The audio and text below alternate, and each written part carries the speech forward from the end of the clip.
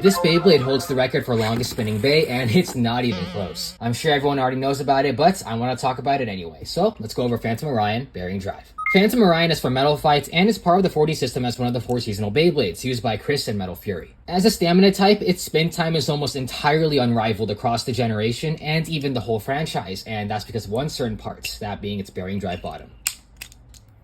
But the Phantom wheel also plays a gigantic part in this base stamina, and people don't give it enough credit. As a 4D wheel, this wheel is split between the metal frame and the metal core, though this one's made entirely out of plastic, so it kind of makes it a PC core of some sort. These parts allow you to flip between a more smooth stamina mode and a more rough attack mode by removing the plastic that's contained within the center of this Beyblade and flipping it over. Both modes perform relatively similar, but the most important aspect of this wheel is its insane outer weight distribution and its circular shape. Unlike almost every other wheel in Metal Fight, there is no metal on the very center of the Phantom wheel, only the outer edges. The inside's completely made out of plastic. This pushes all of the weight towards the end and increases outer weight distribution, leading to a very long spin time. As we all know though, the main course of this Beyblade is the performance tip, that being bearing drive. The tip is attached to a bearing and has very high surface area, kind of similar to the common wide defense tip. Because this bottom is free spinning on a bearing, the friction this bay experiences on the ground is drastically increased to the point where it can spin for longer than something like X's Wizard Rod.